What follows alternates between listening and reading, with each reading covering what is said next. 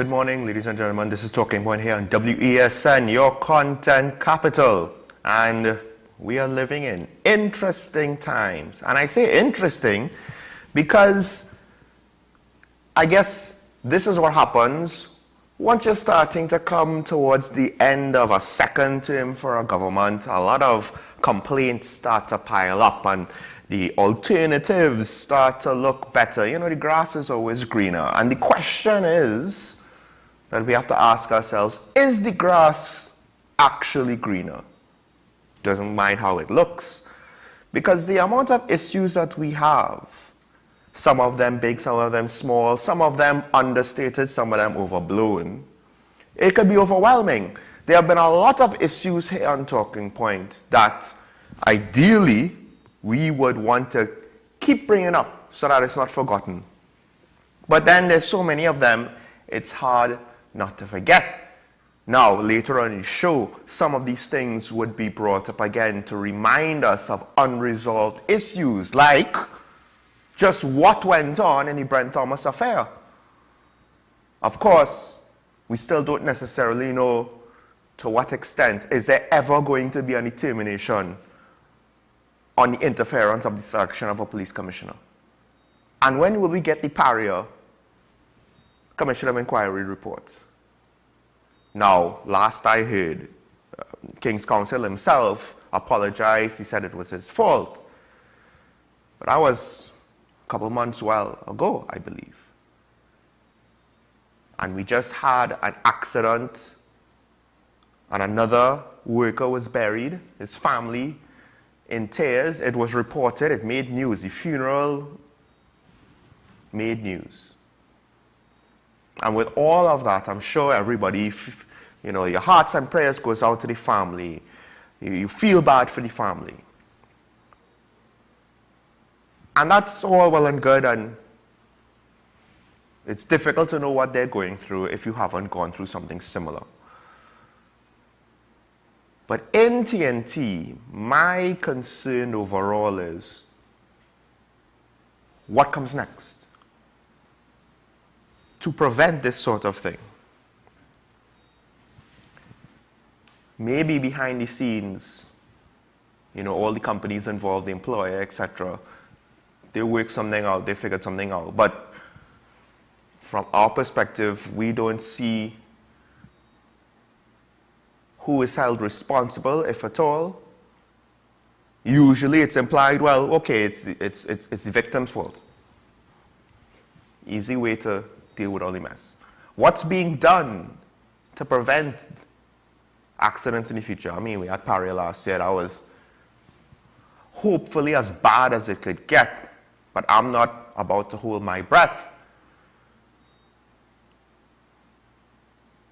And it's just part of what seems to be a callousness towards life that is starting to become pretty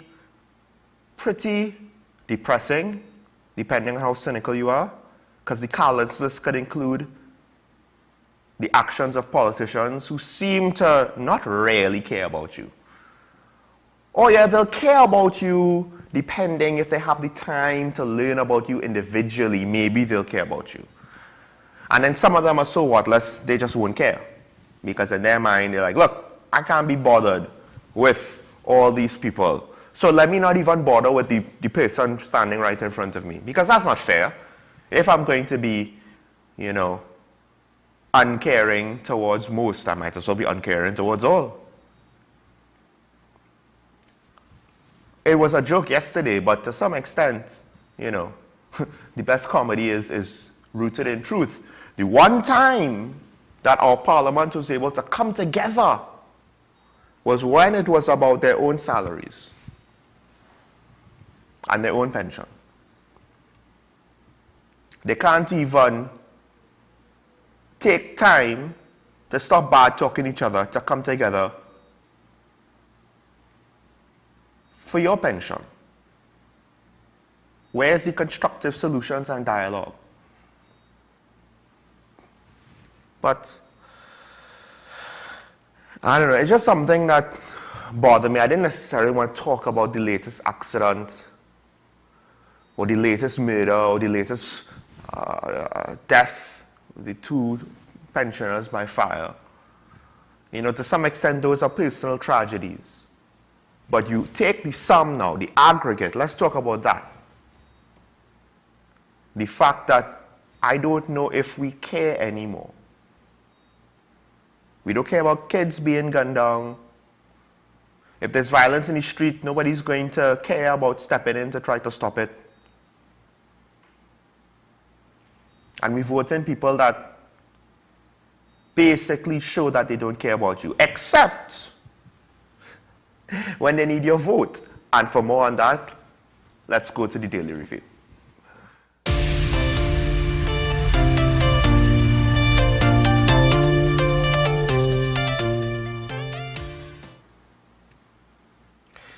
So, the first story I want to highlight, and I don't know how far this has gone in the rumor mill, in the story mill.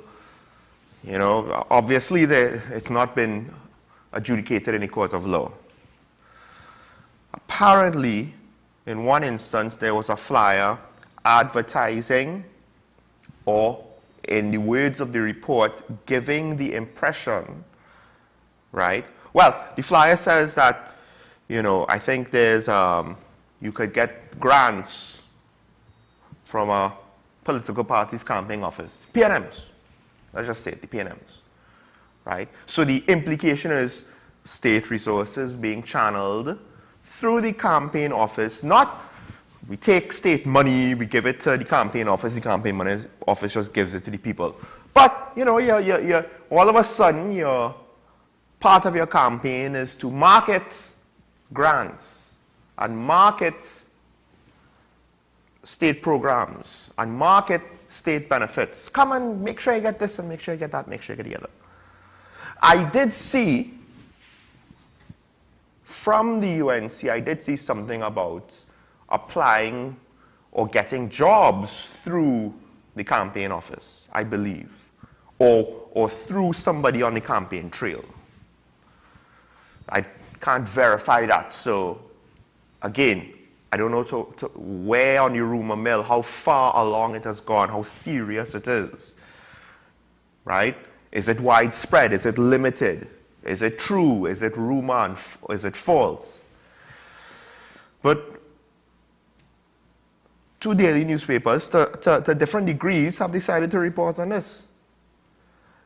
And so much so, well, one daily newspaper had to report on the words of the Social Development Minister, Donna Cox, basically saying, no, we are not attempting to bribe people for votes in the local government elections. Now, it's interesting that the UNC is making these statements because I think those from Tobago that remembers the Partnerships re-election campaign would have seen things, right? So it's probably widespread, but you would have seen things from the partnership/UNC, which is what made the actual political party of that coalition who was going up for the Tobago elections, their position even worse. Well, we won't get into all of that. The long and short is, there are suspicions about stuff like this happening since we were a country, independence, as far as I can remember. So again, don't complain about things like this during an election. Granted, I understand, right? You're in opposition, it looks unfair, and the incumbent will always be able to find a way to take advantage of its position, which doesn't always work because the incumbent, as time goes on in a proper working democracy, tends to be more and more disliked and already has a disadvantage because they're exposed to scrutiny, they're presenting and implementing policy, and those who don't like it, bills and bills and bills until eventually, I mean, it's why even though it's not the same candidates in America, you don't have the same party getting 3 terms. And in TNT, 2 terms has been a bit of a luxury with regards to local politics in recent memory. Kamala got 1. The last Manak administration, I believe, was 1. I could be wrong on that one.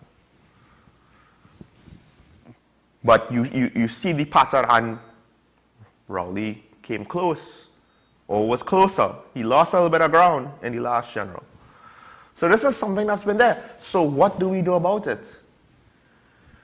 Again, the key about a party that really cares about you is the party that's truthfully and wholeheartedly willing to do the hard thing. And perhaps the only time we rarely saw that maybe was with the NER. They did the hard thing to the point where the unpopular thing, to the point where they got voted out. Now, I always said, I gave the government a little bit of kudos for taking such a drastic decision as closing down Petrotrin, but I also followed up with the circumstances forced them to do it. And if economically it was like how the partnership was able to enjoy that level of revenue, I don't think the PNM would have made that decision to try to restructure Petrotrin, to try to fix it. I think they would have just left the problem there, let it fester, and just whoever gets the ball when the ball is dropped, you know, whoever gets the goose in Duck Duck Goose, they just have to deal with it at that point in time. So what's unpopular or what's going to be difficult? Campaign finance reform. And I'm sure you could find your favorite politician saying positive things about how they're going to reform the system, especially when they're in opposition. Because when you're in opposition, you could promise a lot of things and then tell your constituents, well, I don't have the capacity to do it now. But then when you get in government, all of a sudden, you know, it takes however many years to proclaim procurement regulations and et cetera, et cetera, et cetera. It takes a long time. I mean, to be fair, I think the PNM even gave some lip service to campaign finance reform. But I see nothing. And again, transparency works for you. You put things in place to say, hey, we're transparent. No doubt, because we put robust regulations in place. You're the one that do that. Yeah, your financiers might not like it. Yeah, your members might not like it. Because, you know, it is allegedly going to be harder to be corrupt and steal. Your base might not care because your base will always support you. Which I just find, to some extent, very counterproductive, but c'est la vie. But the people who do care about meritocracy will more than appreciate it. And maybe, that might be the key to winning elections when, you know, you're dependent on racial politics and it's more or less even. Right? But PNM has always enjoyed the benefit of being seen, quote unquote, as less corrupt. More on that, lesser of two evils, when I welcome our usual Wednesday contributor, the good lady herself. But I want to move on to the next story before we close out, before we run out of time. And I find this is interesting. This is something that I have been kind of following, but I don't necessarily know what are the implications nationally. And there are a lot of moving parts because, of course, they had the story with the almost 200 Venezuelans that were picked up and they were being held in the detention center, the heliport. Except now, a High Court judge has basically ruled that Defense Force heliport has not been designated as an immigration detention center. And whatever was done for its status during COVID, according to the judge, no longer should apply because COVID is over. There are no public health regulations, so why do we need emergency holding cells for a public health crisis that no longer exists? And why should National Security Ministry assume that we'll just carry over the status quo from a public health emergency? Why? And I think that's fair. But now the question is what's going to happen, because the judge gave this ruling in order to release 6 of the 100 plus remaining Venezuelans there. And I think there were other Venezuelans who were also released. And they have reported on the conditions there. Part of it implies heavily that, yeah, you could maybe put 1 or 2 on an emergency basis. But this is not a facility designed to deal with over 100 illegal immigrants, inmates, whatever. However you want to classify them. Migrants, classification doesn't matter. To detain 100 plus people, they're not ready for this. I don't even know who are the guards there. Is it the prison service or is it the Coast Guard? Again, they're not trained for that if it's the Coast Guard. The whole case about the allegations of rape, it was done or made against Coast Guard officers. Why is this being allowed? Because we're lazy? I mean, to be fair, I just said I don't think the government cares about its own people, really. I don't think the opposition cares about its own people, really. So why would I expect officials to care about foreigners? Don't mind the fact that, you know, all of these things make us look bad. They complain when their political opponents do something that potentially makes us look bad. But it seems as though things that might make us look bad to the international community, that's within their purview, that's okay, that's fine, that's normal. So this ruling is interesting because I would like to know what's going to happen to the rest of the people. Our prison service already is in a mess, to be fair. I don't know if it's going to be an upgrade to send them to a different facility. But the callousness and the lack of wanting to do the thing properly, whatever the thing is,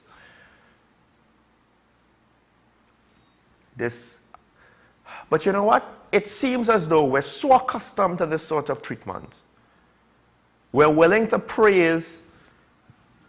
It's like the bad student that gets a C+. We'll praise that. The difference is this is not their individual grades of a bad student.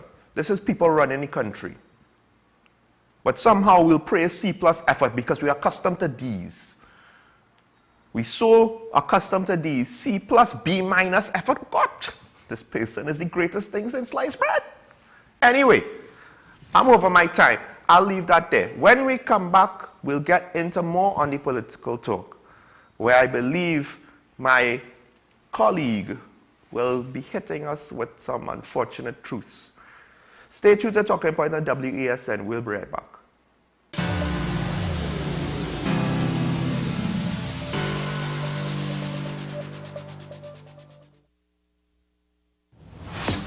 Is it politics? What is it? Is it that nobody cares about sports? The kind of support that sport used to get in the past is no longer here. The thing is, taking a knee doesn't mean that that's the only thing you're doing now. Right. Taking a knee along with other stuff. Samantha, what are you looking forward to when you return home to Trinidad and Tobago after winning the title? Thank you very much for speaking it into existence. Is it no pressure on Nicholas Ball? It makes me more motivated to work hard and to go out there and rep the white and black. Why are we sending a team to the Winter Olympics? There are a number of Trinbagonians who are in the diaspora and have grown up in winter sport. It's an opportunity that the Trinidad and Tobago Olympic Committee will not close the door on. I also believe in the players that we have. Once you can motivate the players, you can get the best out of them. FanZone, your reliable, authentic supplier, has just gotten better. You can now visit our website www.fanzonett.com for your authentic wear and collectibles. The only place where you can use both your Visa debit and credit cards. Visit our website fanzonett.com to make your purchase today. The best birthday gifts are at thebesttoys.com. Shop for the best brands you love at the best prices. Like VTech, Leapfrog, Fisher-Price, Play-Doh, Hot Wheels, Barbie, Cocomelon, LOL, Baby Alive, Crayola. Visit us in-store at Forces Flagship MacBean. Shop online now at thebesttoys.com. Order via call or WhatsApp at 32DBEST to order. And remember, we have the best toys at the best prices. The issue, the continued rise in the price of flour and its impact on the cost of living in Trinidad and Tobago. How should we go about it? I want to ask you what has been revealed to you about the state of vulnerability in the country because of this exercise and because of what we're going through. Is the government losing the war on the vaccine front? The discussion should revolve around the common good for the greatest number of people in Trinidad and Tobago. How do we inculcate a sense of respect and regard for people who may not be of your own political ilk or persuasion? The communities are now being used by political opportunists. So when the tables are turned, it's the same way. Okay, this has been 10 questions. I'm Andy Johnson, and we'll see you next time. People really want to know, what about me? Where do I fit? Yes. What is in the ride for me in terms of a better Trinidad and Tobago? And I'm pleased to shed some light on that. The purpose of bail is to ensure your attendance at court. That's it. It is not punitive. It is not rehabilitative. We, the police officers, we are professional, and we are here for whenever the survivor is ready to come forward. We have the right to private and family life, the right to religious freedoms and beliefs and thoughts and expression. But these rights are not absolute. Certain rights can be limited. The law is to govern the whole. It's for all of us in public.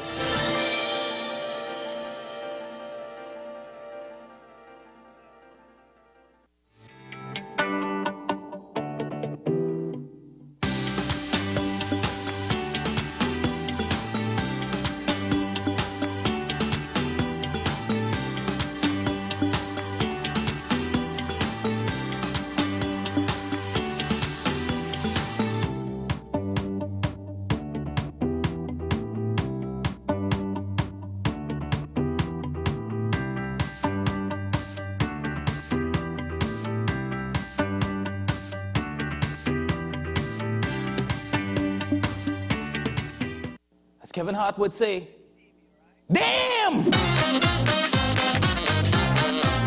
Why we have so much minors out on the streets? There's an after-school program happening there. Side women, don't give up. You know, you can become queen one day. Those companies who are currently looking for their money that they deposited in the Silicon Valley Bank, it's not there. ChatGPT is basically the start of Terminator. Our relationship with the colonial powers is like a relationship with a little bit of abuse that people like to stay in. And we remember how that was. Put in $100 and later tonight, you'll get back 3,000. I promise you. I promise you not. Did you rent an accent while you were across there? When you're in the proximity of Donald Trump, somehow you adopt his aura. First of all, I thought the $200 would be more than enough. It's $200. As a goat farmer, I had 3 goats. Yeah, 3 goats and 1 cow. You know the name? No, I don't. Right, Messi, LeBron, and Cristiano Ronaldo. And the cow name Haaland. I love Trinidad and Tobago, you know.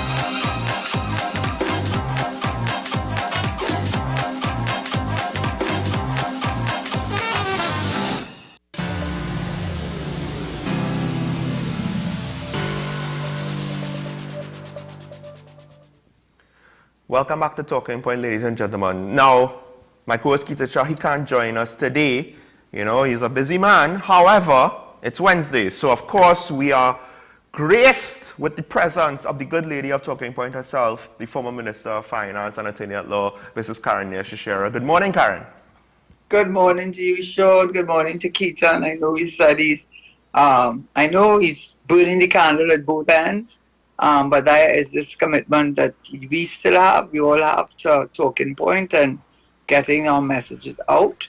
So yes, I'm still out of the country, but I should be home soon. So this part, I'll be back in the studio, thankfully. But good morning to your viewers and to you, of course.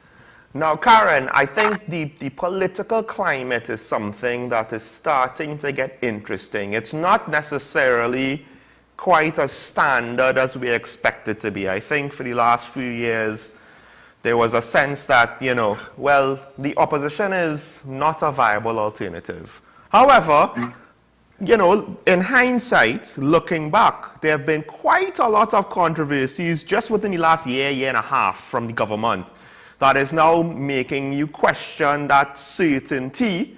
And you had an interesting phrase that I think you used on another platform that you mentioned to me off air yesterday when we were planning for today's show, where you mentioned the phrase battered wife syndrome with regards to how we, the population, are experiencing, I guess, this government or politics during this time period. We just take in abuse, and it's like we don't have the ability anymore to push back against it. You know, we're just being beaten into submission almost by all of the controversies and all of the questionable decisions and all of the concerns that go unanswered. I mean, I'm sure there are a few examples, of things that still bother you that are out there unresolved. Right. So that what I would say in response to that, actually, having used the term battered wife syndrome, I then remembered in England, there was a case with a wife who was able to a new defense, which is very similar to the battered wife syndrome, but it's actually recognized as a defense called coercive control. And then I looked at what the signs of coercive control are, and one would not be remiss, or one would not be unfair to say that many of those major signs of coercive control, which are similar to battered wife syndrome, apply to what's happening in Trinidad. And then I will just say why I think it's really a phenomenon that we need to pay attention to, more particularly today. And those I went online, and they said controlling behavior, verbal abuse, unreasonable actions, instilling fear, blaming everyone else, incapable of handling criticism, and gaslighting. And gaslighting is to make you feel it's your fault, not mine. And I don't think I'm wrong to say that within the last year or so, that those are criticisms that have been made of our Prime Minister. Can't take criticism, instead fearing people that they're afraid to criticize him. He never takes responsibility for making mistakes. He's a master of trying to not distract, but then take you off the beaten path onto a rabbit hole, so to speak. So I saw that and I said, you know, that's really what's happening to Trinidad. Why am I saying so in particular now? I think it's become apparent, and that is my opinion, but my opinion is based on what is happening. And it's happening in quick succession. It's happening to a point where you can't get up to breathe, because as you go to come to terms with one thing, something else comes in the way that you're turning left, right, left, right, left, right. And there's more than one way to skin a cat, and they're skinning that cat every single week. And why do I say that? I mean, I will let you think, but I'll just give a list of what I think are. And you know, people, the population, I'm not saying this out of any ill will or anything. So, you know, I'm saying it because somebody has to say something. And there are many people who agree with me but can't speak out either, because for various reasons. So I would say that what has really brought it to the forefront, and in quick succession these things have been happening, is the whole thing with Farley Augustine and the tape and the whole him giving the recording of Akil Abdullah saying that he was being, well, I don't know what you call being paid for doing something wrong, but I think it might qualify as a bribery or extortion. And then you had that, Farley Augustine himself making that, going in the parliament, in the THA, and saying what he said, and then the Prime Minister coming out and saying he didn't have any right to do that, and maybe he didn't, but it's called politics. Then, quick on succession, we have Erla Christopher, who promised to do so much about the crime rate. Of course, she has failed miserably, but that's not even the point. The point is that under the 2006 amendment to the Constitution, when it came to the hiring, disciplining, transfer, all of those things, that remained the remit of the Police Service Commission. Anyone falling outside of that, below the deputy or the police service commission under one section, section 123, would then be subject to the police service commissioner and his deputy, and then they could appeal. So it would mean to me that for the government, now there's a Police Service Act, and the Police Service Act allows you to extend a person beyond the retirement age of 60, which she was, for 3 consecutive one-year periods. But that is of persons of a certain rank. They do not, that does not, cannot trump your constitutional arrangements. And for the government, the cabinet, to extend her beyond her retirement age without referring it, according to 123 of the Constitution, back to Parliament, well, it's gotten the green light to go for judicial review. But that, again, it doesn't leave a good taste in your mouth, particularly since there's a view, and it's not an unreasonable view, that she may feel beholden to the government. And all the actions that you've seen in relation to the Farley Augustine matter, which I have great concerns about. Why are you wanting to search his home? And this one, why aren't you going to the 2 government ministers he mentioned? Why aren't you speaking to the man who started this whole ball rolling of extortion and bribery? Why are you not paying attention to that? Why is all the focus on him? Because if in fact what he's saying has any truth in it, shouldn't you investigate it? The recording, the initial recording was done in March. It was not released until May. And according to Farley Augustine, Chief Secretary, that he was being coerced to release funds to one particular contractor over others who were very closely connected with 2 senior ministers of government. I don't know if it's true or not. I think it is. But I actually, Karen, would say that from the population side, that scenario by itself has just gone so far off the rails, because it's really 3 issues that needs to be looked into. And as one more keeps piling on, I mean, if you listen to the Prime Minister, then it would be 4, because he's taken umbrage with how Farley did the presentation. But the point is, for the common person now just looking on, as what you said, it's too much. It's too much. We can't even get anything resolved, and they just keep piling on. Can't come up for air. Yes. Just with this alone, much less, there's a whole host of things that also we seem to have forgotten. But continue. So that's the whole thing about a battered wife syndrome or coercive control. That's the whole thing. You just can't come up for air, because as you go with one, they hit you there, and that is what's happening. And I mean, Erla Christopher has been a complete failure. I don't know her. I don't have anything against her, but why you have to go to Parliament? Didn't your local government election results tell you that?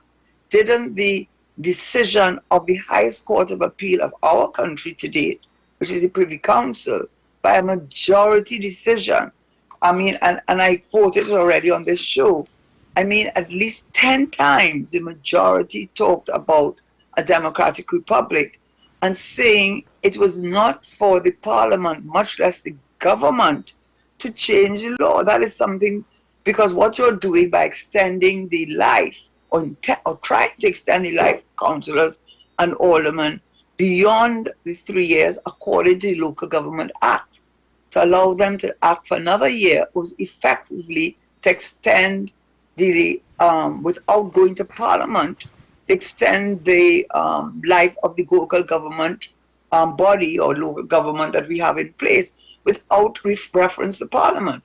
And the Privy Council had to tell our government, I don't care what, I mean, all due respect to our Attorney General, who I personally like, but my God, I'm sorry, Attorney General Amol. I think you're going to regret a lot of what you're doing. I know you're not looking at it now, but you lost a lot of respect. I think a lot of people work as lawyers and at your level, at the end of the day, to have the respect. You see how the Lebanon Brand didn't take the senior counsel. She got people's respect. When you finish, you're taking a risk with your respect. So coming back to him, for him to demean himself and to demean his office like a little puppet, talking about numbers. How dare you as Attorney General do that? I mean, leave it for the man in the street to talk that nonsense now. Leave it for the side that didn't win, which is, I mean, in when you talk about it, private matters. But as Attorney General, you have no respect for the Privy Council. And about 10 comments shown was about one which stuck out the most to me, as I said. They said about 10 things about a democratic republic and the electorate. It is for the electorate to make those decisions. They continuously made that point. And I said far less is it for the parliament, much less the government, to take away the right of the electorate to decide who are their local government representatives. He said if that 4-year term is applied to the new councillors and the new aldermen, but it cannot apply to the ones that are there. I mean, how shameful can you get? And the coup de grace, so we have between Farley Augustine, between the Prime Minister, sending people to go and raid his house and raid somebody else's house. Why are you not raiding the two government ministers that they talked about? He didn't do it. He didn't do it for any. There had to be a reason he did what he did. He called out. He said, "It's your friend." Why are we not looking into that? Because, to my mind, Earl and Christopher may seem beholden to the government. That's exactly what the Thomas versus the Attorney General, Lord Diplock, so many years ago spoke about. Why you need commissions and why you need independence to ensure that the government does not eventually have its army of its own, having the police service operating as its own personal army. I'm not saying that's what's happening in Trinidad, but we got to look at what's happening in Haiti. Haiti did not happen overnight. That anarchy, I'm not saying that's happening in Trinidad, but I'm saying the reason, when you look at the reason why Haiti has descended into gang warfare, the two reasons I've given, I've read some articles. One, the level of political corruption, number one, and the poverty, 65% of the people living in poverty. And we have to be careful that we don't sit down and have a government that keeps pushing the envelope to the brink and looking to see how much we will take. So I had the local government elections. I had the Earl of Christopher, which they got judicial review, to review the decision not to go back to Parliament, for her to be extended another year, which I think has merit in it. And of course, the procurement legislation, why it had to be passed. They have the majority. And you know, I have to blame myself too, in a way, for not educating myself and therefore passing off what my knowledge to what I know to the public. I didn't realize that most, well, I shouldn't say most, I'd say a vast number of the provisions of the Procurement Act had not been proclaimed. What does that mean? It's not implemented. So when they talk about all these things, that the Validation Act was passed and the amendment to give it, allow the Prime Minister to not having to go to the regulator when it's under 1 million. And then Section 63 saying that it is no longer the regulator, but it is the minister. Yeah, and not only to make regulations for ineligibility, who's ineligible, yes, who, I mean, I don't know what people are thinking. And then the pre-qualification requirements. I mean, I just don't know how people don't understand that they have gutted, they have literally gutted that legislation, because they never proclaimed the key provisions that brought that act into effect to make it what transparency, accountability, value for money, and socio-economic benefit to the people of Trinidad and Tobago. Our new president, who I said was not fit for purpose, but she has to follow the instructions with this. But in any event, fit for purpose, I still hold to that view. Those key provisions, I don't know, most people didn't realize it.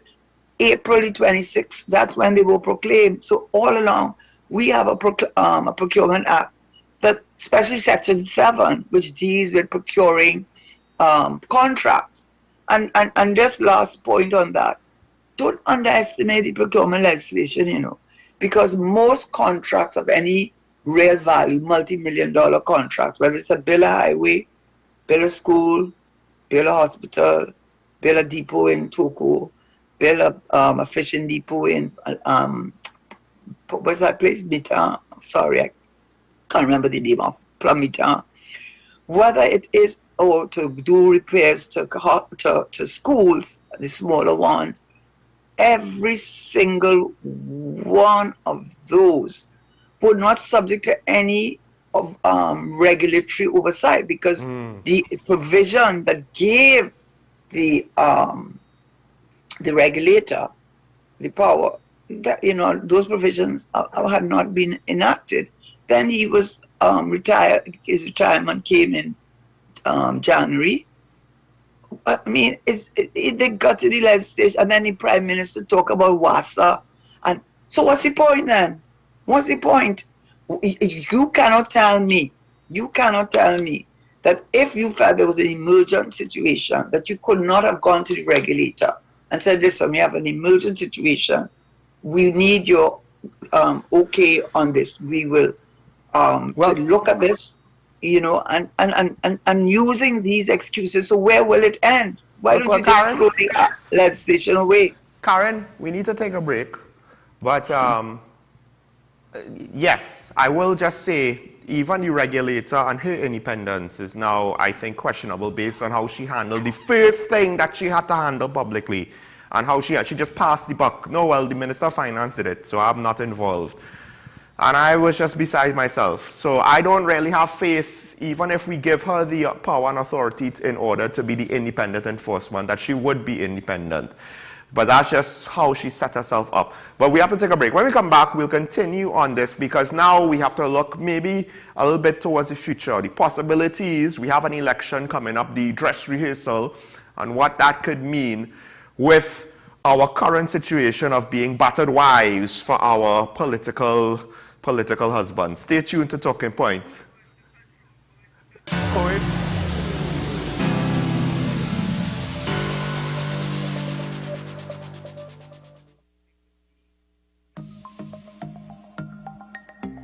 Knowing how to tell authentic is as easy as 1, 2, 3. Find it, match it, search it. Step 1. Find the style number on the tag. Step 2. Match the style number inside the jersey with the number on the tag. Step 3. Search it. A quick Google search of the style number will verify the jersey is authentic when the search results match the jersey being searched. Don't be fooled by counterfeit jerseys. Before you buy, remember to find it, match it, search it. Fanzone, 2 locations nationwide. Center City Mall, Chaguanas and Movietown, Port of Spain. Nationwide delivery available. The best for your baby is at thebesttoys.com. From the best strollers, car seats, baby carriers, high chairs, booster seats, rockers, jumpers and bouncers, walkers, baby blankets, feeding accessories, bathtubs. Visit us in-store at Forces Flagship McLean. Shop online now at thebesttoys.com. Order via call or WhatsApp at 332-BABY. And remember, we have the best toys at the best prices. Join me, Sule A. Joseph, as I delve into the day-to-day psychological issues plaguing our society. We will discuss behaviors that encompass the biological influences, social pressures, and environmental factors that affect how you think, act, and feel. Site, Thursdays at 11:30 a.m. only on WESN, Content Capital.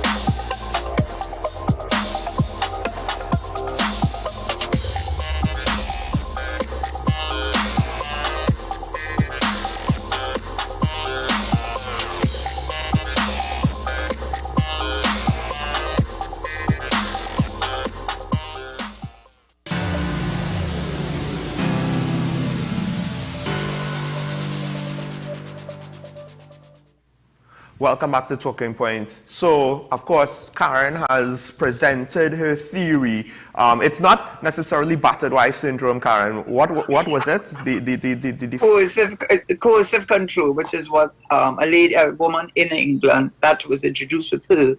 She killed her husband, but when they looked over the years of what he subjected her to, and her children, her big adult son, supported her, the court accepted that there was a defense called coercive control, and all those things that I mentioned, which are the signs of coercive control, controlling behavior, verbal abuse, unreasonable actions, instilling fear, blaming everyone else but yourself, inability to handle criticism and gaslighting, which is always to say, you're imagining, it's all in your imagination. Things are not as bad as you think it is. It's all wonderful. and the thing is now, the interesting part of that example, and it's not as though, you know, Karen has an agenda over this, but I think this is interesting in that it was used in a defense because she responded to this long-term abusive treatment with violence, right? When she's reached the point that she cannot take it anymore. And, you know, one could argue she probably wasn't even in her right mind. She was just reacting to a very horrible situation. Now, not only could somebody, you know, look at our local history, but I don't necessarily want to go into that.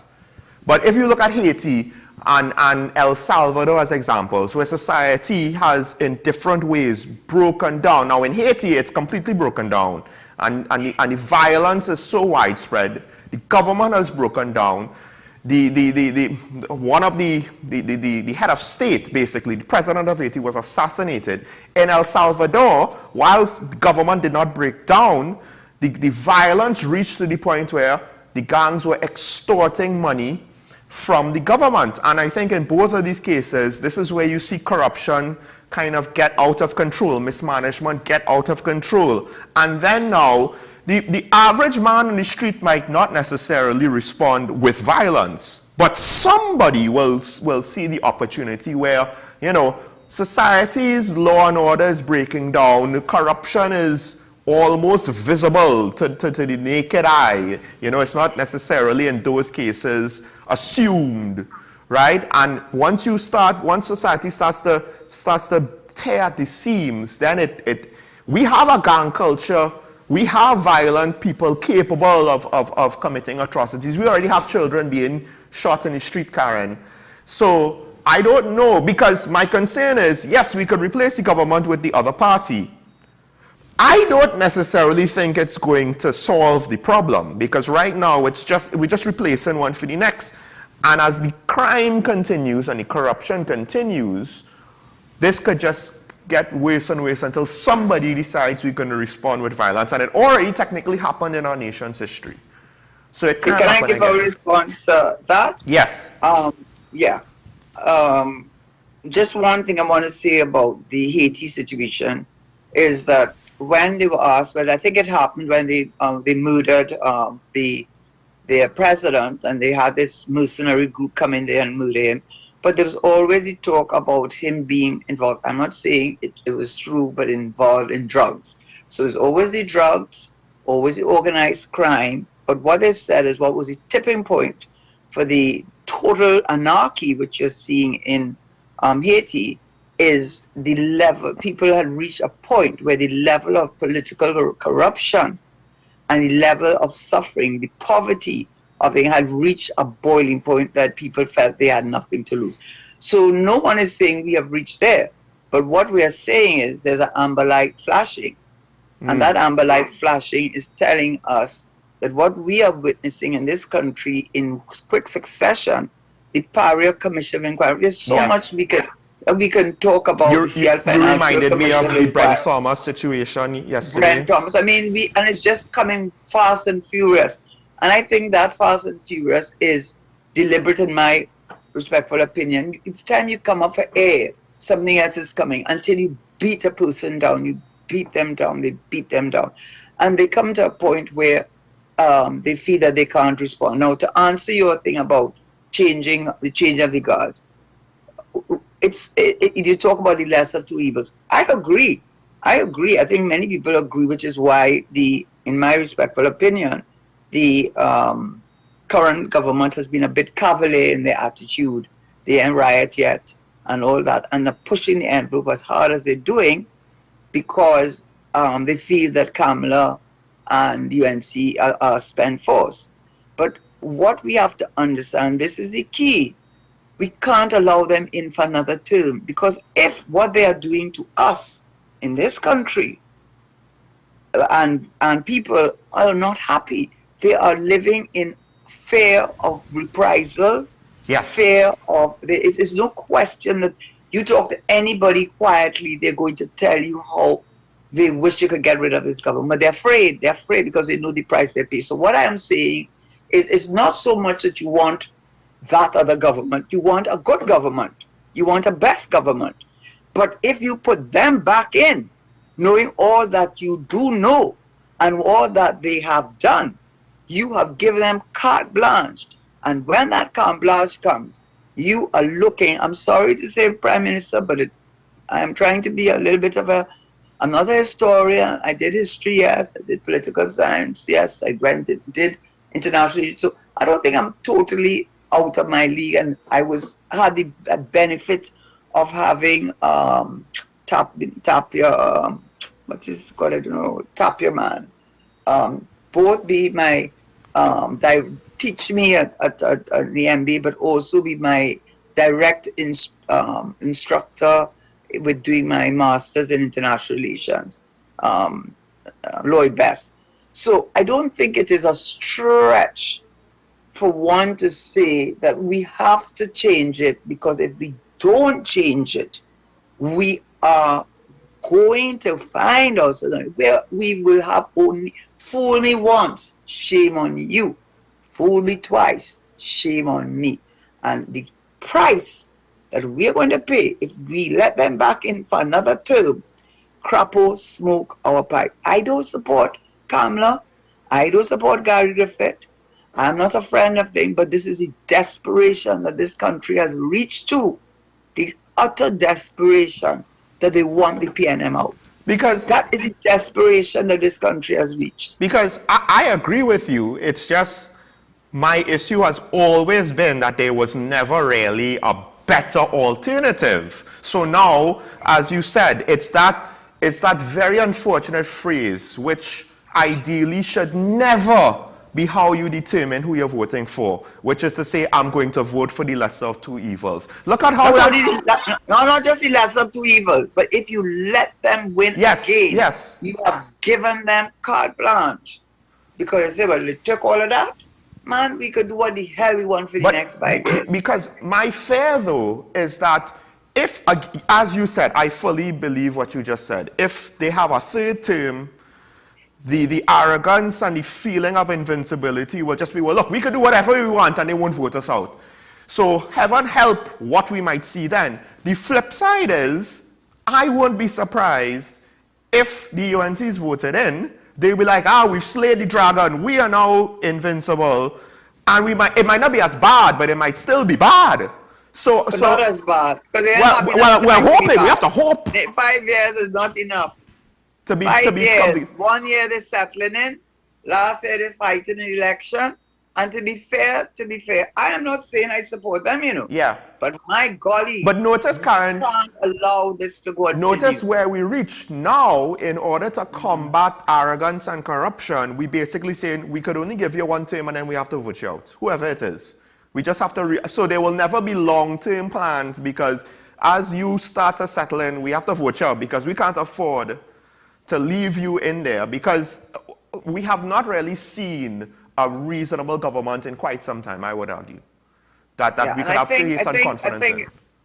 Okay, so, and I agree with what you have said there, but, sometimes maybe I do too much paralysis, but one has to remember that Trinidad and Tobago is different from most other Caribbean islands, and even America, even England, because we have a population that is, I've said it so many times, that what makes us wonderful and complex and exciting and interesting and a perfect place for cultural tourism, thing which I have been pushing so hard for us to move forward with that, makes us very difficult to rule, Because if I say something and you think it came from the UNC, that is from an East Indian thing, is the greatest idea.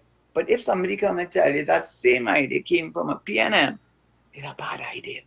How you think Barbados and Grenada, Jamaica, Antigua, St. Kitts, Nevis, all of these islands, it's our brothers and sisters in the CARICOM region, they have issues, but they have a homogeneous population.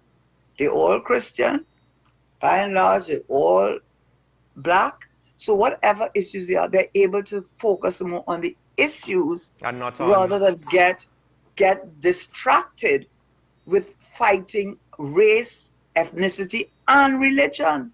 So when you are dealing with what you probably would want us to see, and maybe it will happen to Trinidad and Tobago, what I think we all would want to see is that we want to see a government that we have confidence. They're not going to be perfect. We want a mayor. Yes, I know Rowley don't like to hear it. Yeah. I know Rowley don't like to hear it, but that's the truth. We want a mayor. They didn't want Frondal. I was in Barbados when he was prime minister, and I mean he was so first of all, let me not criticize other countries' government, but let's just say that what happened to him was not a surprise. So we need a Mia Motley that we will be able to say, you know what, we don't like, we're going to tighten our belts because we believe in her. That's just how the economy works. Karen, I'm sorry, I'm going to have to cut you there because they wanted me to break for news about half a minute ago. So folks, we will stick a pin in the conversation here. Maybe we might finish it up after the news break and then open up the phone lines. But news on the hour is next, so stay tuned. We'll be right back after this.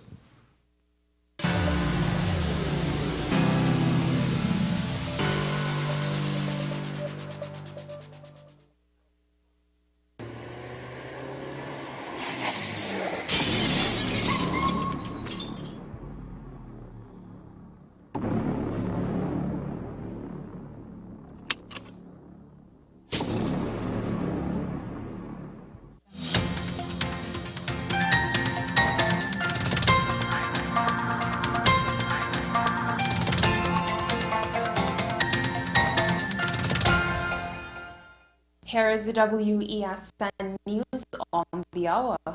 I am Sarah Ali. Thanks for joining us. Here are the headlines. Shaka Hislop offered thanks and love for the support he received online. Former Massey Energy Trinidad Limited employee laid to rest. Man injured in a drive-by shooting in Carenage. And internationally, LeBron James' eldest son suffered a cardiac arrest during basketball training. Now for the details. Former TNT goalkeeper Shaka Hislop has offered thanks for the support he received after what he described as his awkward on-air collapse on Sunday in California. The 54-year-old was working as an analyst for U.S. broadcaster ESPN when he stumbled forward and fell during a pre-match pit-side interview. In the video posted to ESPN's Twitter account, Hislop said, "Ever so often, life gives you a moment to pause, and this was mine." He added that he will now seek out the best medical opinion he can get and listen to what his doctors have to say. Former Massey Energy Trinidad Limited employee Alan Lane Ramkisoon was laid to rest last evening. Ramkisoon took his last breath on Father's Day on June 18th in Colombia. 37 days later, his body was returned to Trinidad, where his family were able to see their final goodbyes. Family and close friends were in mourning in Barrackpore on Monday as they gathered to bid him farewell. Ramkisoon was contracted by Nikwan Energy Trinidad Limited, and on June 15th, Ramkisoon, who was carrying out the job for MEES, sustained 60% burns to his body. He was flown to a specialist burns unit in Colombia but died 3 days later. A man was injured in a drive-by shooting in Carenage on Monday night. Unconfirmed reports state that the incident took place around 10 p.m. at Lance Mitten Road. It is reported that gunmen opened fire on a group of persons and one man was hit. The victim, Shaquille Curtis of Smith Hill, Carnage, sustained a gunshot wound to his foot. He was rushed to hospital for medical treatment. Internationally, Bronny James, the eldest son of basketball great LeBron James, is in a stable condition after suffering a cardiac arrest, a spokesperson for the family said.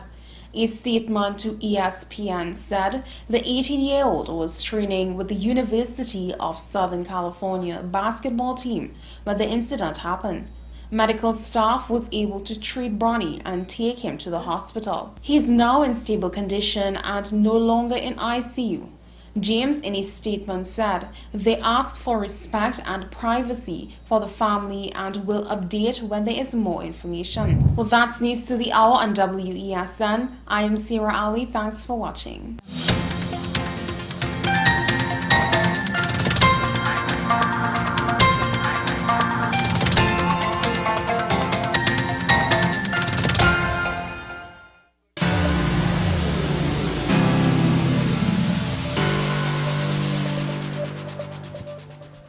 Welcome back to Talking Point, ladies and gentlemen. Sean Michael Small here with the good lady herself, Karen Shera, saying some things that probably would be very, very, very disliked by the government and to a lesser extent other politicians. Because I would argue, Karen, that a lot of what you said, I see it in a lot of the communication from other politicians active, right? And one of the things that I find interesting is I don't quite think it was quite like this back in the day, you know, like maybe in your time and before the time of Basdeo Pandey, you know, especially of course coming out from the NAR, you know, they might have had other faults, but this situation where it feels as though one of the things that I've said off and on for the last 2 years, where it doesn't seem as though either side is that great. And it's almost as though it's a race to the bottom, you know, to see who could be even worse than the other party sometimes.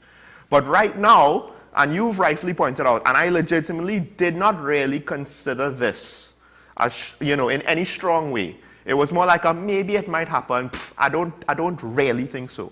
The fact that, hey, the PNM, the incumbent government might actually get knocked off of the pedestal by the time we reach the next general election. The local, of course, is coming up, and that might give us a litmus test. But who knows? Even if the UNC loses in the local, it might shock voters for the general to say, no. You know, enough is enough. We want change. To the point where we don't care what the change is. We just want change. Is that a good thing or a bad thing?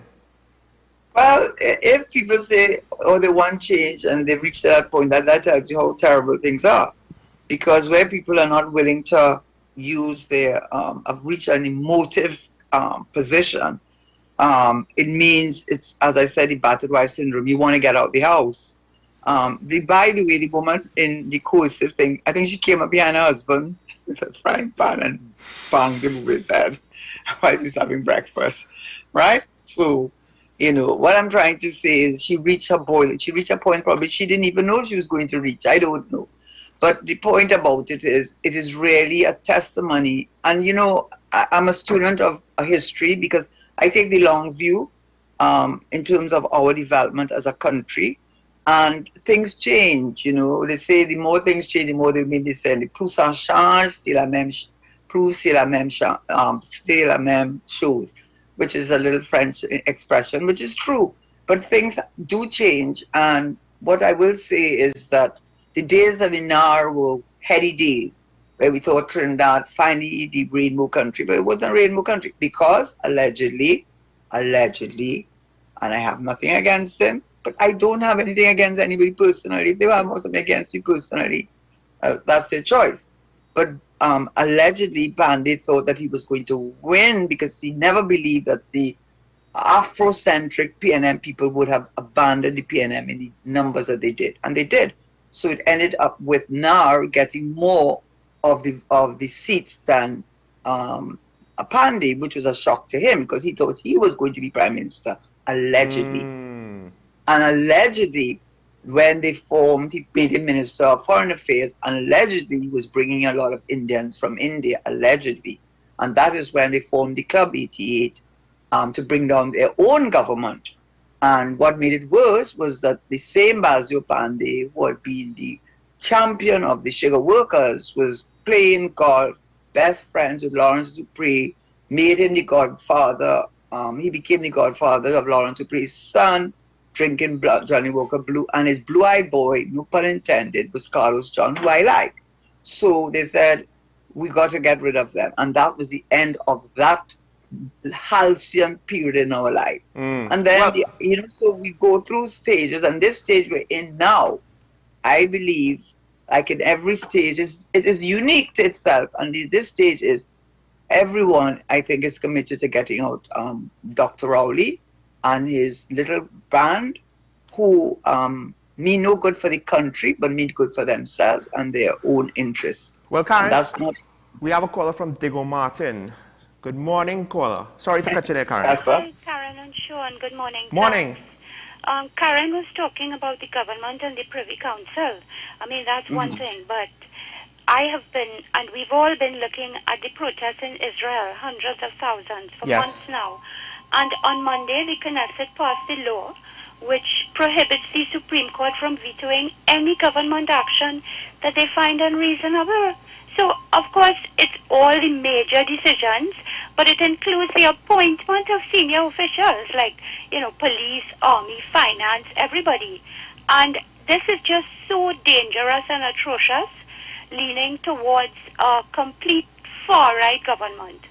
But I just want to mention that we know the Palestinians have had no rights for 75 years, but people are wondering why they aren't joining in the protests.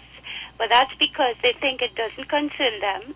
They already see Israel as an apartheid state while they're pretending to be a democracy. So if we thought Netanyahu being there forever was a bad idea, this is a whole other chapter. And I totally agree with all that Karen has been saying, because my mom always says we cannot catch our breath just with daily life. And the last couple of years, it's just been much, much worse. People are suffering.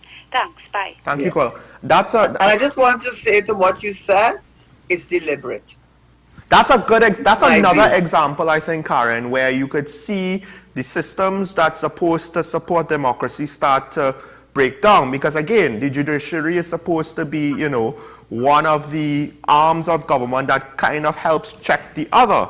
And in TNT, we don't have a separate legislature and executive. So all we have is the judiciary. What are we going to do if something like that was ever allowed to happen? But hold that thought there. We have a caller. Never take it out of your mind that it could. Exactly. Exactly. Never take it for granted. Exactly. We have a caller from San Fernando. Good morning. Hey, morning, Sean. Morning, Karen.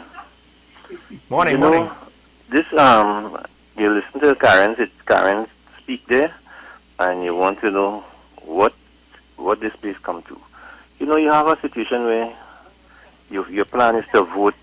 Most people's plan is to vote against, not to vote for, Yes. to vote against somebody. Now you have a coalition forming, and then you have a political party in power. I keep saying with the situation that is showing, something new has to happen. And that's why I advocate people need to spoil their ballot. Go out there, this is a litmus test for that, and show them. If you spoil your ballot, you let them know, because the ABC will count it and they will announce it. And if there's a significant amount of spoiled ballot, it will wake everybody up to see these are the people that are dissatisfied with what is happening, and people need to voice the dissatisfaction. That's the only way you could do it, for me. And now at the local election it is a good start, proving ground to do that. And that is my. San Fernando, I don't want to disabuse your mind of what you said, but when people are in power, even if they win by you know what? They won. So you would have to have. So although that is a good idea, in principle, in practice, it's not going to happen. And they don't really care. They don't care if it's only 10 people come out and vote. As long as of the 10 people, 6 people vote for them, because they are going to be the government. That's what the democracy that we inherited. Look at NJAC. look at Tapia. Lloyd Best had a big following, mostly of middle class people who thought they knew all the answers to our problems, I have to say. But the point about it is, he had a big following. Was he a politician? Zero politician. He ever win a seat? No seat. So you have to understand there's a difference between politics, which is what Rowley with 30 years, Colin Imbit with the 30 years, they must have over 100 and something years of experience in the politics in this country. So that's a nice idea in theory, but that is not realistic, and they do not care. Yeah. All they care about is getting power. Yeah, San Fernando, I actually agree with you in principle, but unfortunately have to defer to Karen's opinion here on a practical level, because I could see, yes, you could spoil the ballots, but the point is whoever wins might not take it for the message that you want it to be. If our political culture was different, and I would argue that a lot of places, you know, the UK, America, are getting just as bad, if not worse, as here with their political culture. So it's not a unique thing. Our situation is so bad, and look how bad we are. It's not to put ourselves down. Politics globally is becoming very ugly and is losing a lot of the honor. And I actually find it very, very ironic whenever now in Parliament they refer to each member as the honorable. And I start to question, you know, if that and all is somewhat hypocritical. Can I just say only one thing in response to saying they're all the same thing? The Prime Minister of England resigned because of that whole scandal with the party. And in Trinidad, you tell me, all the bacchanals happened. The minister said, none of them resigned. Don't put them on the same platform. The funny thing, Karen, is, the funny thing, Karen, is you hit me good there, because I actually wanted to bring up that example. So the fact that you can now use it against me, I deserve that. I deserve that, because you're right. He went and resigned when they put enough pressure on him to say under COVID you were having parties. And he had to resign. That is England. Look at the level of the scandal. Look at the level of the scandal. You lied about having parties. You're unfit for Prime Minister. You lied about meeting with the President about doing something that might be illegal with withdrawing the merit list that selects the Commissioner of Police for the country. Oh well. You know, let's just sweep that under the rug because something else happened, or because, well, the opposition did just as bad. So who you're going to vote them? No, you're going to vote for me. That is the attitude. It's a vicious cycle to break. We're going to bring something new that will distract you, so you'll get onto that new one, and then you get tired. Tell you we having the battered wife syndrome is going on.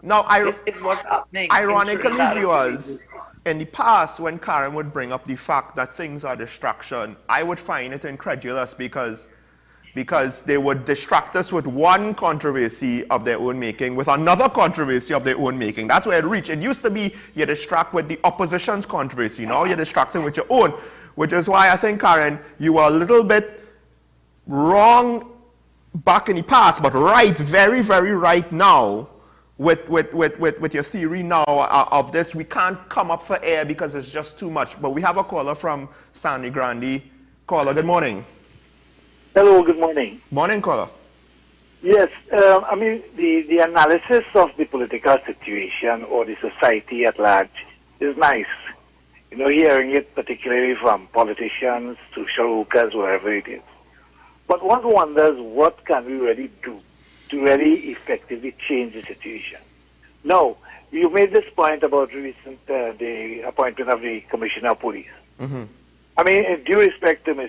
Teixeira, prior to her announcing her intention to contest the leadership of the PNM, I, unfortunately, was not aware that she took any stand on anything of national importance prior to involvement. Yes, no one denies her the right to contest a position in a political party. But with respect to the appointment of the police commissioner, there was no talk, no opinion about it. And one gets the impression that here it is that Greendot or religious leaders, that we are all on board to take the tip. We are all on board. Why were not they on board during the fiasco with the appointment of a police commissioner? Not that Mr. Griffith was due or had a right to be commissioner of police. We're looking at the process. Yes. Which was. Can I want to stop your speaker now because he clearly does not read my articles. I wrote an article exactly on that, and I exactly said, so you can go back to the Express. I have written so many articles on every single thing, with the Attorney General saying that he could instruct the head of the drafting commission to draft legislation. I wrote an article on that. They didn't need to get the opinion that they said they were going to get. And that exact issue, I wrote an article. So you must read my articles, and you must listen to my shows, which I have a show on Power 102. So do not say that I do not comment. I write about it. And in relation to that same point that you're making, just to educate you, because you apparently do not know what I did say, was when the head of the Police Service Commission, Superstar, Trottle, or Sister, I can't remember which one it was, wrote to the then Paula May Weeks, who was the president, asking her to put in an acting appointment for the commissioner and deputy commissioner until a commissioner was appointed, because there was a vacuum between them. The president wrote back to her and told her that she is a creature of statute, that she must, I wrote that in my article, that she has to operate within the four walls. Right? So please do not tell me that I did not comment. So, and that she pulled back, and that when... your comment. Well, hold on, Karen. No, not my comment, my article. Go back and read my article. Karen, hold on. Caller, the long and short is, we have, not only has Karen done it on other platforms, but Talking Point has spoken about this issue ad nauseum. The thing is, we did not have... Okay, that I might have missed and I said that. Right, but we did not have specific... We have not had similar comments. You made your comments? Okay, I missed. No, I wrote an article. Sir, I wrote an article on that very issue. So do not say that I only bring up the issue now. Please, do not say that about me. All right. Okay, if an apology will mean anything to you, I apologize. That I did say... But I take your apology. I take your apology. And I know you said it out of ignorance. Other leaders at different levels of society have not made similar comments. Yes. For instance, I'm not them. The Afghanistan, maybe. Chief Secretary is none of the Chief Secretary in Tobago is right or wrong. But the fact is, we have had a number of matters where we are told that the police were supposed to have investigated. They have jumped on this idea of singling out Tobago in this instance. But we have had some more recent things. For instance, the question of the Commissioner of Inquiry into the Paria, the problem in the oil industry with the death of the 5 people. We have a situation now where the report was delayed month after month after month, and now we are being told that it may never be made public. So that I'm not just saying Mrs. Chair, but I'm saying if we have a problem in our society where leaders conveniently take certain positions. And I make specific mention to our religious leaders who are now on board with the police. Where were you? Why were you not on board earlier? Meaning the religious leaders, yes. So thanks very much. Thank you, caller. Sorry for the misunderstanding. But I agree with that point, caller, wholeheartedly. Because where are the community leaders, religious leaders, etc., with regards to a whole host of things? The one I take personal affront to is the fact that we have children being killed as collateral damage to gang violence, and community leaders and religious leaders, I haven't heard anything from them saying anything condemning this and demanding more from the government. So I'm sure you have me as your guest on this show on Wednesday. And not only do I speak out on these issues all the time at the risk of being most unpopular, but I have written on them. No, but Karen, he was being, it was a rhetorical question. He didn't mean you. He meant other leaders in society. We're not hearing, you are speaking, but it seems as though other people, and Karen made this point, caller, people are too afraid to speak out against the government. So, and again, look at how unpopular Karen is with the government. That is to put the consequences lightly. to put it lightly. She didn't need to run for the political leader to be unpopular with the government. She was unpopular before. We have a caller from Claxton Bay. Good morning, caller. Hello? Morning, caller. You're on there. Yeah, good morning to you. I'm Karen. I'm trying to assimilate something here. Staying with the politics, but deviating a bit from the topic. The Tobago is in the news now. Yes. The Tobago House of Assembly resembles the central government and the parliament. They have a secretary for this, that, and the other. They handle the businesses to some extent independently, I presume. I want to find out what is the role now of the Tobago East and Tobago West seats in the House. Do they look after the citizens of Tobago East and West? Do they attend meetings with them? How do they affect the Tobago, issues and what is their role? Well, really? caller, the THA more or less takes the place of a local government body, municipal corporation, as we would see in various municipalities in Trinidad. Really and truly, the MPs, I think their primary job and their main job is to be the representatives of the constituents in Parliament, right? And it's one of the few, it does seem very, a bit unequal, but it's a difficult way to balance because you only have 1 or 2 senators from Tobago. I think there's 1 senator from the UNC, 1 from the PNM, and then you have 2 PNM MPs, and that's Tobago's entire representation in Parliament. So the MP is the elected representative, senators are appointed. I don't really think, and this might be a bit of a mistake on all of our parts, it's not really the MP, if you have an issue with your roads and your neighborhood and stuff, that you go to. They could just, it's rarely the local corporation, the CEO, the local government representation. They're the ones that's supposed to deal with a lot of those local things. And in the case of Tobago, that would be the THA. And that model, if the government does their reforms, will be exported to the rest of the country to have that type of executive model based on the THA. That's the intention. I don't know how well it will work, if it will help solve the problems, because the main problem seems more on the finance side, right? And then just more the relationship between the CEO and stuff. It gets complicated. But Karen, am I correct in that assessment? Yeah. What I would wanted to say was, maybe that's the politician always in me. I think the real issue that's going on right now with the THA was whether Farley Augustine, as Chief Secretary, could, in the THA, introduce a live recording of someone saying that he was being bribed, and whether the parliamentary privilege extended the THA. And from what I've read, I suspect it does not. It doesn't happen like there's a process.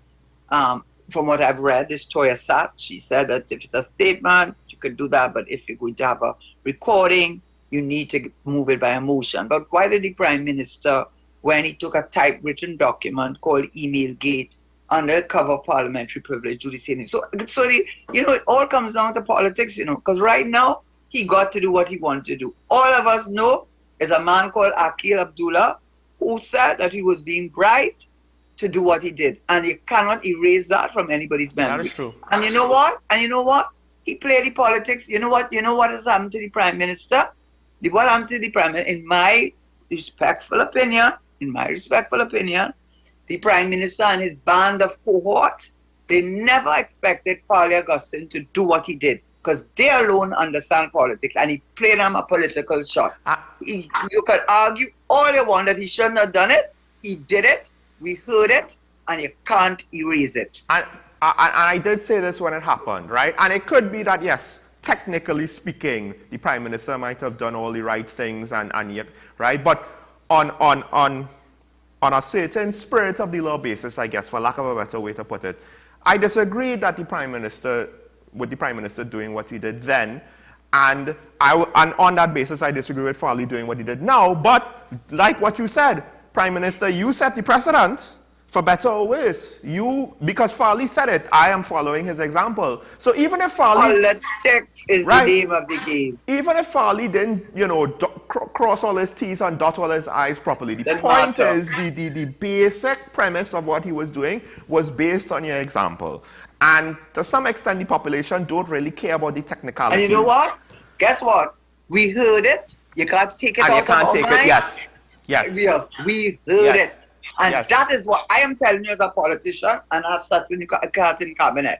I am sure, in my respectful opinion, that Dr. Rowley and his little group of advisors must have had a hissy fit, been apoplectic, all the above, when Farley gave them that shot. Because he did it, and they couldn't take it away. Well, Karen, this is what I don't understand. I'm not saying he was right, I'm not saying he was right. Yes, but this is what I don't understand. What I don't understand is, when you do something as a politician, don't you think that the other side, no, they're not supposed they could do it too? So when now, just take the procurement legislation, right?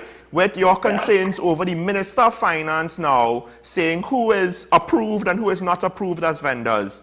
If you lose the election, you don't think that another party will potentially abuse it just like how you potentially could abuse it? So why do that? Why?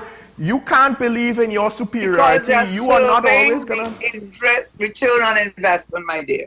Return on investment. I do now with the Revenue Authority, with some enforcement. The main provision of the Revenue Authority is that enforcement division that they've left in the public service. You don't understand. It's all a game. The property tax, now we have a valuation division supposed to... It's all a game. Karen, I'm sorry, we're out of time. I'm going to have to end it with that word, and I will just wrap it up. It's all a game? It's all a game, unfortunately. But to some extent, it is true. That is why, and I will end by saying this, with what Karen just said, that is why young professionals, our brilliant young people, from those that are Janelle's, our Friday contributors, her peers, to Kemuel, our young youth parliamentarian, the people who go into youth parliament, none of them, almost none of them want to be in politics. Why? Because it's a game, and they don't want to play that game. They would prefer to serve, but the opportunity to serve... And they like to have a job at the end of the day. That too. The opportunity to serve is just not there. So folks, as difficult as it might seem, given everything Karen and I just said, it could still be a good day. On behalf of my co-host, it is a good day to have one, so make it a good day. And I'd like to thank Karen, I'd like to thank all of our callers. We will see you tomorrow morning. Goodbye.